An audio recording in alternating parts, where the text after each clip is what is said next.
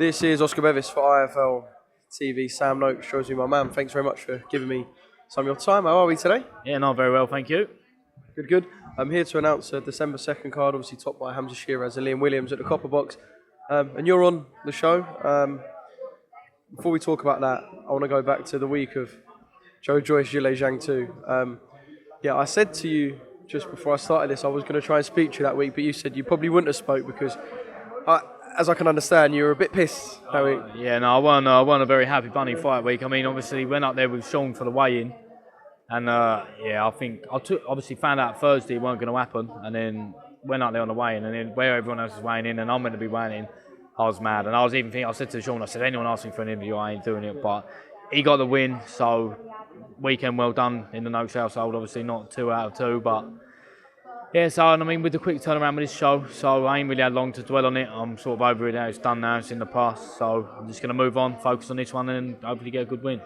It looks like I dodged a bullet and maybe a right hand by not asking about that. Would that have been the first time that you two would have been on the same card, wouldn't it? So I guess that's still something to come, still something we can look forward to in the future. Nah, not after that, mate. I think it's bad luck. That's a Jonah, that is. Someone's done us the favour reason we ain't going on there, so I don't want it, mate. Don't want it. Just a quick one on Sean.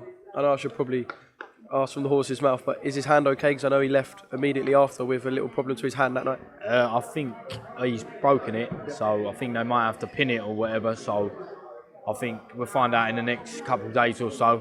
I imagine he'll put something out there when it happens, but he's all right in himself. I see him down. He was training with Mick, just working on his left hand. Luckily, it's his right hand. Obviously, more work can be done on his left, so I ain't too sad. Oh, wicked. So December the 2nd, looking to go out and make a statement again. I know it doesn't hang over you and you're not someone who's kind of too concerned with the pressure, but I guess going for 12 and 12?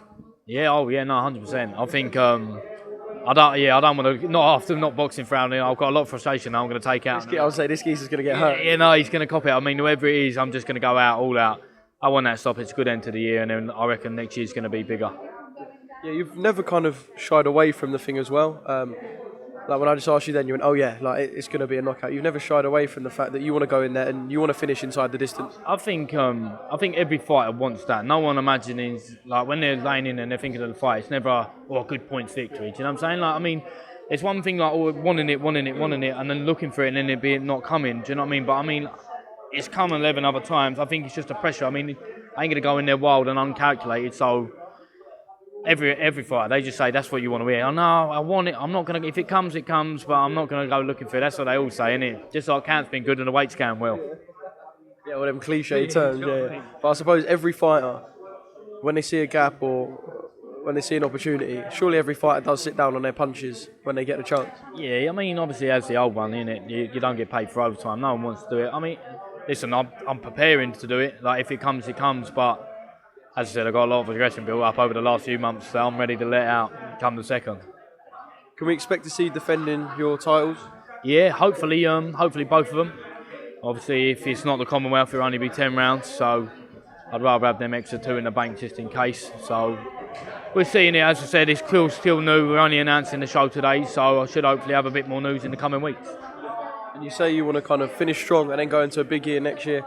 Have you got a plan devised out or boxing, innit? Like what happened on the 23rd, there you go.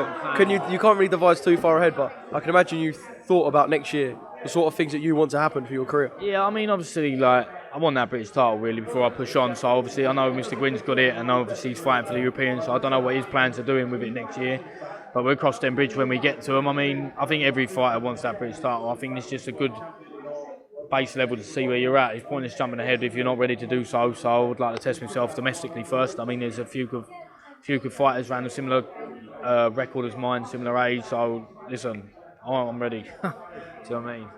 For that statement on December the 2nd? Yeah, well, even we've got 8 weeks, any of them on it, we can do it, so just want to fight, to be honest, Oscar. It's been so long, I'm sort of forgetting how to do it. Going to have to dust off the old cobwebs, mate.